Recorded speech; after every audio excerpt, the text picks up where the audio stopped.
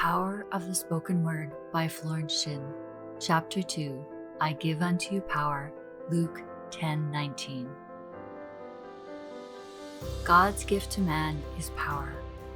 Power and dominion over all created things, his mind, his body, and affairs. All unhappiness comes from lack of power.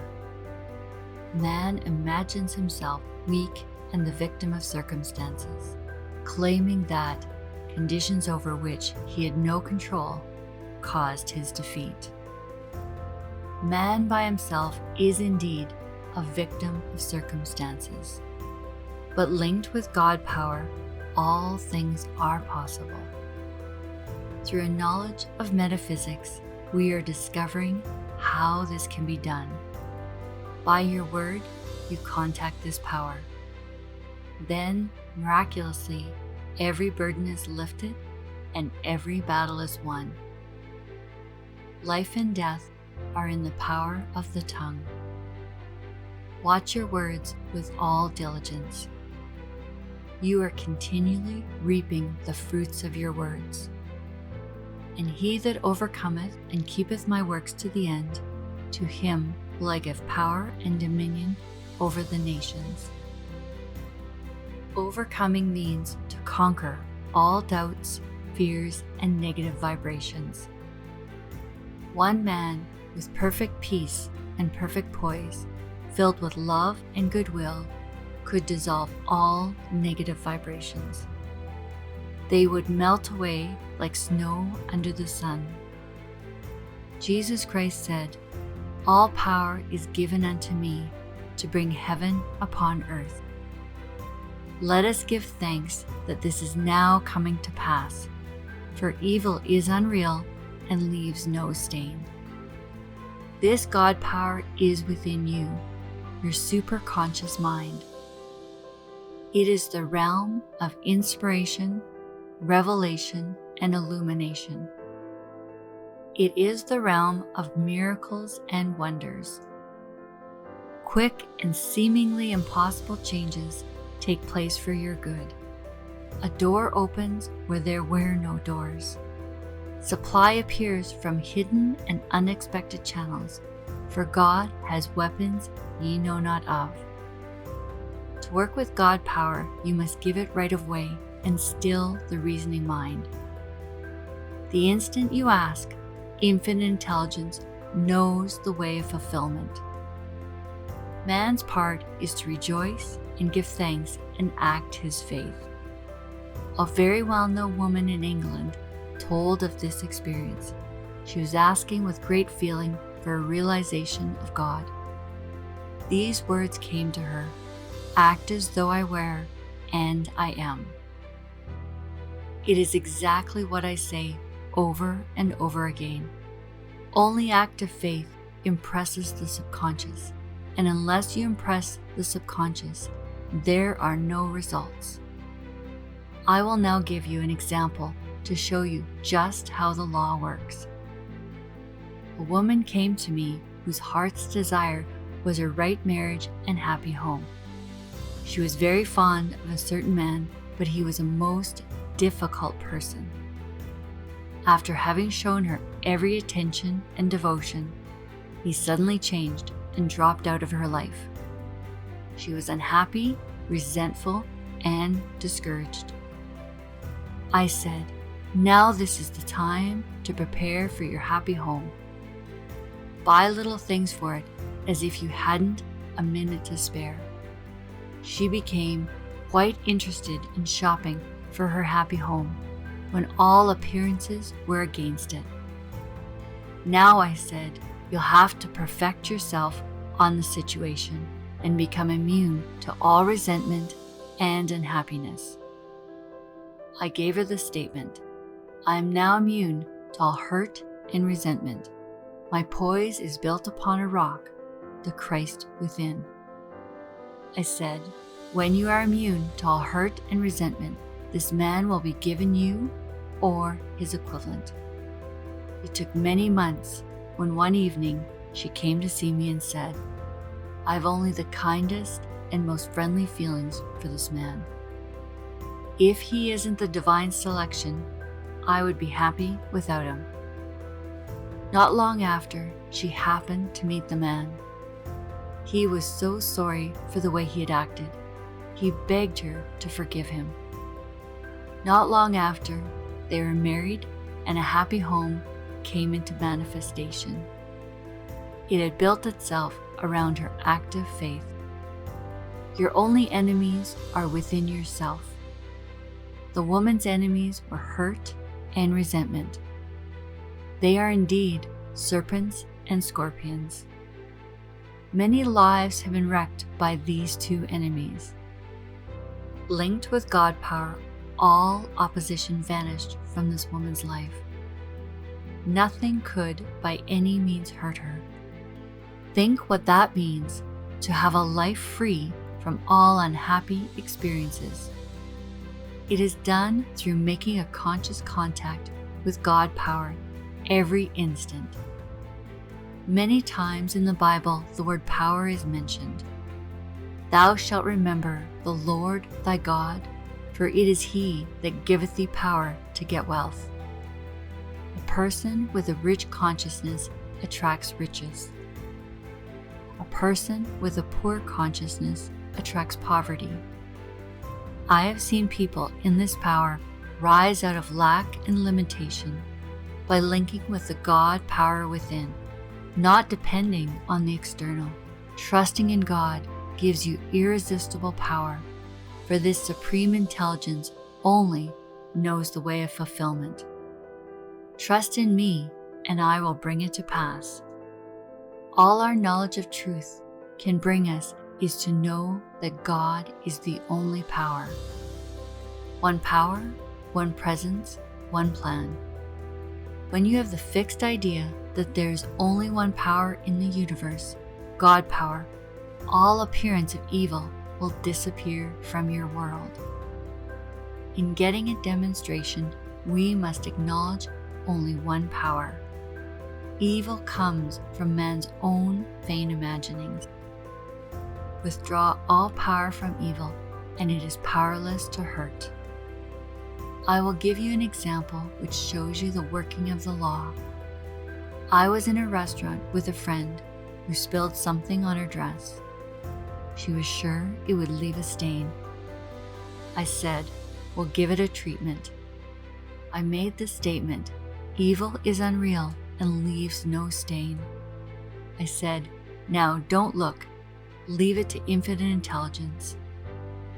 In about an hour, we took a look, and there was not the slightest stain. What is true of a little thing is true of a big thing. You can use this statement for past misfortunes or mistakes, and somehow or other, under grace, the effects will disappear. They will leave no stain. Many people are using personal power instead of God power, which always brings an unhappy reaction. Personal power means forcing personal will. I will give you the example of a woman I knew a long time ago. She married a man who worked on a newspaper, drawing a comic strip. His drawings demanded a knowledge of slang, which he used on every occasion. She decided he should cultivate his mind and read the classics. They moved to a college town so that he could go to college. She insisted upon his going to college. He resisted a little at first, then he grew to like it. Soon he was steeped in the classics. He wouldn't talk anything but Plato and Aristotle.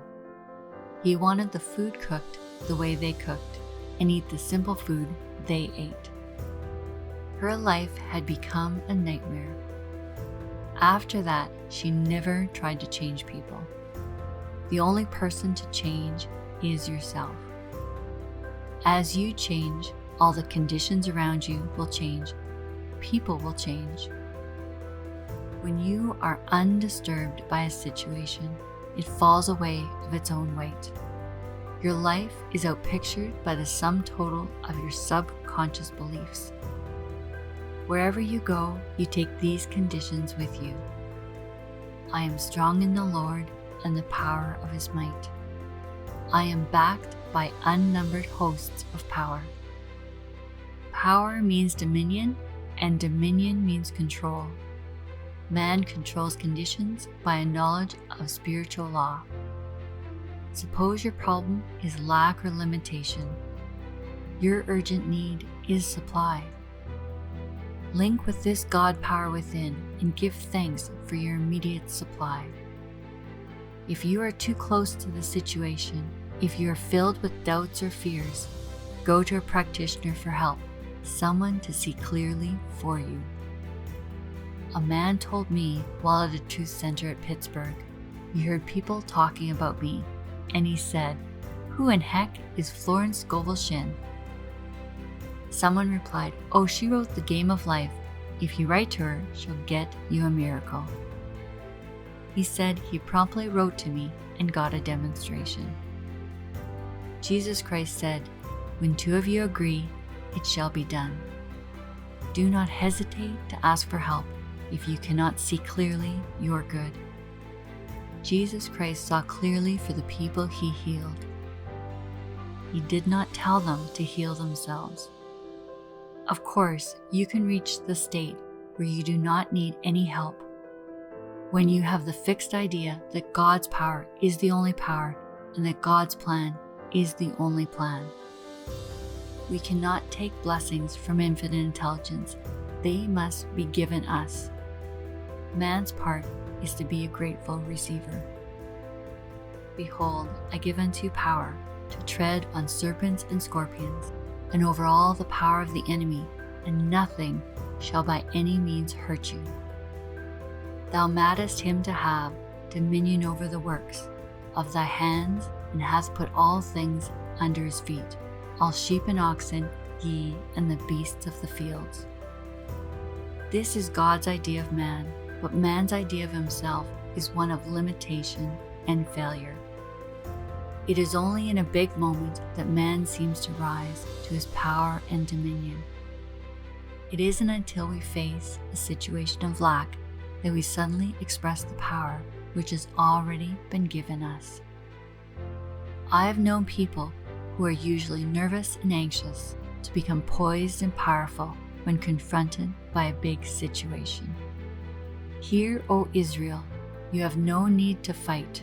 Stand ye still and see the salvation of the Lord. People often ask, what does it mean to stand still, to do nothing at all?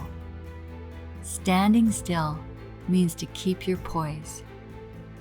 I said to a man who was tense and anxious, "Take it easy and see the salvation of the Lord."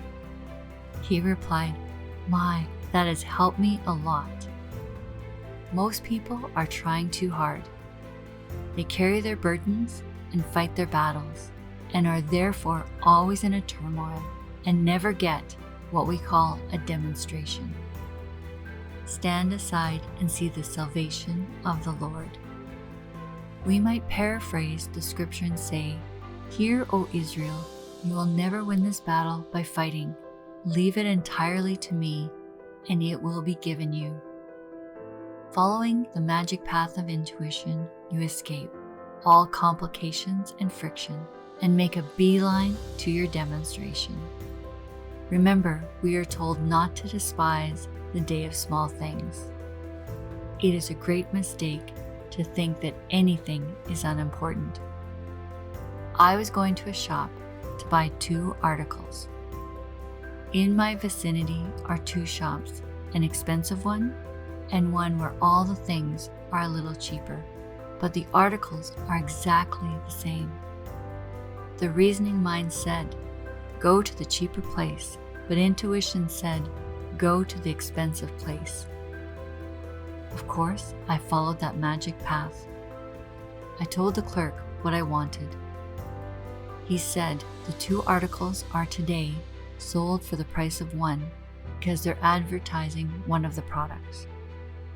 So intuition led me to the right place and price. The difference in price was only about 50 cents, but intuition always looks after our interests. If I had been trying to get something cheap, I would have gone to the other shop and paid twice as much. Learn from the little things, and you will be ready to handle the big things. Studying closely the scriptures, we find God's gift to man is power. The things and conditions automatically follow. God gives man power to get well. He gives man power over the elements. He gives man power to heal sickness and to cast out devils. They that wait upon the Lord shall renew their strength.